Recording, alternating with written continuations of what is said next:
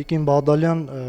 Ռուբեն Ռուբինյանի կոչին, այսպես կառուցողական մթնոլորտում աշխատելու ընդդիմությունը կարծես թե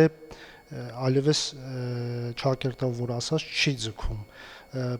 Դրա ապացույցներ նախորդային Էդգար Ղազարյանի պահվածքը։ Դուք որպես ազգային ժողովի падգամավոր ինչպես կմեկնաբանեք նրա այս պահվածքը։ Ես կարող եմ շատ անկեղծ մեկնաբանել, ես ունեմ իմ կարծիքը, այո, ազգային ժողովը եւ ազգային ժողովի դահլիճը սուր քննարկումների տեղ է եւ այստեղ բնավ հարցը դա չէ։ Հարցն այն է, որ Ուժեղ Հայաստան խմբակցությունը իր ցուցակ բերել է մի մարդու, որը ատելության խոսքի կարելի ասել ռահվիրան է մեր իրականության մեջ, այսինքն տարիներ շարունակ առանց սահմանների, բոլոր աշխարհի հնարավոր բոլոր կարմիր գծերը հատելով, մրցավազքի մեջ լինելով մոտավորապես 2-3 այլ նմանատիպ արարածների հետ, նա երբեմն նույնիսկ կարողացել է նրանց հաղթել, այսինքն տարիների ընթացքում կա գեներացված ատելության մթնոլորտ, կա շատ լուրջ, այսպես կեղծիքի արտահայտում, որովհետև դուք տեսնում եք, որ վերջին օրերի ընթացքում եկեղեցին պաշտպանելու քողի տակ, մարդու իրավունքները պաշտպանելու քողի տակ առաջին դիրքերից հանդես է գալիս տվյալ, ես նրան կկոչեմ հերոստրատ, որովհետև մարդը հերոստրատի սինդրոմով է տառապում եւ դա փաստ է արդեն տարիներ շարունակ, ասենք քրիստոնեական եւ մարդկային բոլոր արժեքները ոտնահարող, բոլորիս ընտանիքներին ամենավերջին պիտակավորումները տված մարդը եկել է քրիստոնեություն, եկեղեցի է պաշտպանում, մարդու իրավունքներ է պաշտպանում եւ իհարկե սա ունի նաեւ լրջագույն բեքգրաունդ է լարվածությունը եւ ինձ մոտ հարց է առաջանում, օրինակ հենց ի սկզբանե հարց է առաջացել, իհարկե ամենայն հարգանքով Ուժեղ Հայաստան խմբակցության նկատմամբ, բայց ես կասկածում եմ նրանց ազնվության վրա, այլապես ուրիշ տարբերակ չկար, ինչու են նման մարդուն ընդգրկել իրենց ցուցակ եւ այն էլ այնպիսի հորիզոնականում, որ բերել են ազգային ժողով։ Ինչ նպատակով են նրանք դա արել եւ հետեւաբար իրենց այս մոտեցումը վստահություն չի ներշնչում եւ դրա համար այդ լարվածությունը չի կարող թուլանալ, որովհետեւ այն ունի տարիների պատմություն։ Նաև նախորդին կրկին Ուժեղ Հայաստան խմբակցության ղեկավարը միջադեպից հետո մոտեցավ ազգային ժողովի նախագահ Ռուբեն Ռուբինյանին եւ իր կարծիքն էլ հայտնեց, թե սխալ է, նման բանը։ Բայց այսօր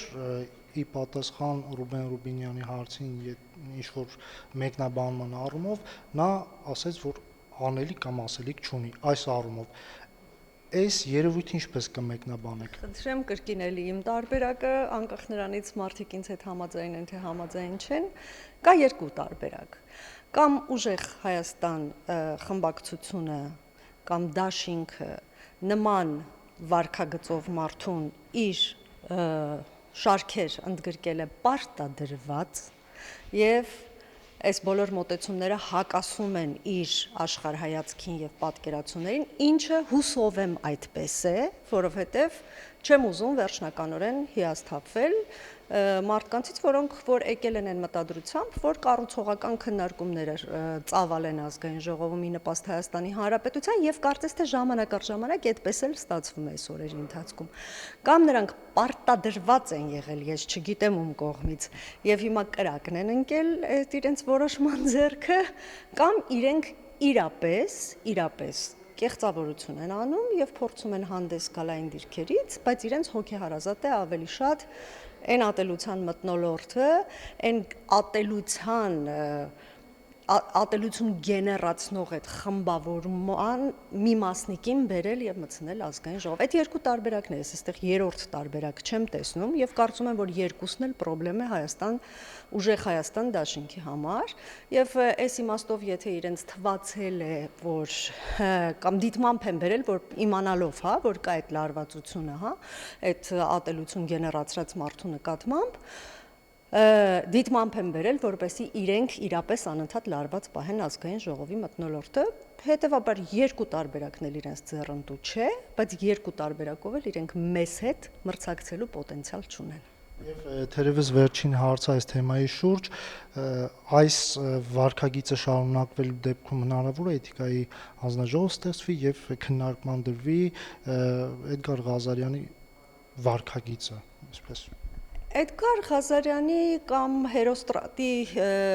վարքագիծը ազգային ժողովում էականորեն տարբերվում է իր վարքագծից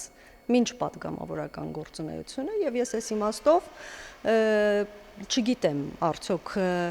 հենց հիմա անհրաժեշտություն կա շատ շտապ էթիկայի հանձնաժողովը ձևավորելու, բայց մենք էթիկայի հանձնաժողովը արդեն ձևավորել ենք եւ մնում է անդամները ընտրվեն եւ այն սկսի աշխատել եւ հետագա մեր բոլոր գործընկերների պահվածքը իհարկե այնտեղ կունենա համապատասխան հետևանքներ։ Նաև ճիշտ է մեկնաբանություններ այս օրերին հնչել են իշխող ուժի կողմից, բայց ձեզանից եւս ուզում եմ լսել Արամ Վարդևանյանին ազգային ժողովի փոխնախագահ, երրորդ փոխնախագահ կուսակցության կողմից ընտրության համար, այսպես քննարկումների առիթ հանդիսացավ հանրության լայն շրջանակների կողմից։ Դուք որպես իշխող ուժի ներկայացուցիչ այս մասին ինչ կասեք։ Նաև քննարկումների առիթ դարձավ Եվրաինտեգրման հանձնաժողով, այսպես ընդդիմությանը տալու հարցը։ Նախ Դոնթի բանաձևով ենք մենք առաջնորդվում եւ ազգային ժողովի նախագահի տեղակալներից մեկը պիտի լինի ընդդիմության ներկայացուցիչ, ինչպես նաեւ հանձնաժողովներից տվյալ այս համամասնությամբ 4-ը պիտի պատկանի ընդդիմությանը եւ այստեղ մենք որպես իշխող ուժ եւ օրենքը հարգող քաղաքական թիմ ամեն ինչ արել ենք օրենքի շրջանակներում, ինչ վերաբերում է Եվրոինտեգրման հանձնաժողովին, ապա մենք չենք տվել, քանի որ 4 հանձնաժողովները պատկանում են, ընտրության հնարավորություն ունի ընդդիմությունը ընտրել է հանձնաժողովը, սա մեզ ձեռնտու է, սա մեզ դուր է գալիս, թե ոչ, արդեն երկրորդական հարց է։ Հանձնաժողովի նախագահի պաշտոնում կառաջադրեն թեկնածու եւ մենք ինքներս մեր վարած քաղաքականության եւ մեր արդեն ունեցած ձեռքբերումների շրջանակներում կդիտարկենք որքանով է նա համապատասխանում իրենց թեկնածուն եւ կորոշենք։ Մեր որոշումը կկայացնենք ընթացքում, ենք դեռ տեղյակ չենք, որ հանձնաժողովում իրենք ում թեկնածությունն են առաջադրելու, այս իմաստով այսպես է։ Ինչ վերաբերում է ազգային ժողովի նախագահի տեղակալներին, կրկին մեկը, քանի որ պատկանում է ընդդիմությանը, եւ ի պատիվ իրենք շատ այսպես պատշաճ թեկնածություն են առաջադրել եւ հետեւաբար մենք հաշվի ենք նստում թե թեկնածուի ընդհանուր առմամբ վարքագծի եւ տեսնում եք ընթացքում էլ հիմնականում խաղաղասիրական, հիմնականում այդ դասյարակության սահմանները չանցնող եւ մենք այլ տարբերակ մեծ հաշվով չունենք էլ, մենք պարտավոր ենք այնպես անել, որպեսզի ազգային ժողովի աշխատանքների բնականon ընթացքը շարունակվի։ Նաև արտաքին քաղաքական մասին անդրադառնանք, հայտարարություն է տարածվել ռուսական կողմից, որ հայկական գյուղատնտեսական ապրանքների ներմուծումը խիստ վերահսկողության պայմաններում պատրաստ են կրկին ընդունել, ներմուծում ապահովել։ Սա դուք որպես ինչպես կմեկնաբանեք, ռուսական կողմից հետքայլ, թե Ես կարծում եմ, որ ռուսական կողմը պարտավոր է, բոլոր ընթացակարգերին համապատասխան շարժվել առաջ, որովհետև բազմաթիվ հուշագրեր, պայմանագրեր գոյություն ունեն, թե ռազմավարական գործընկերության եւ թե տնտեսական համագործակցության եւ այլն, որոնց շատ մեծ հատվածը վերջին տարիներին չի պահպանվել եւ խախտվել է, եւ այս իմաստով, քանի որ այդ պայմանագրերը դեռ շարունակում են ուժի մեջ մնալ, ապա ես կարծում եմ, որ սա կարող եմ ես դիտարկել որպես կոնսենսուսային լուծում պայմանագրերի շրջանակներում այդ առևտրաշրջանառությանը չխոչընդոտելու։ Հետ քայլ է արդյոք դա, թե առաջընթաց, թե ես կարծում եմ պետք է զերծ մնալ այս մեկնաբանություններից եւ չխանգարել մեր տնտեսվարողներին իրենց արտադրանքը իրացնելու այդ ամբողջ գործընթացին։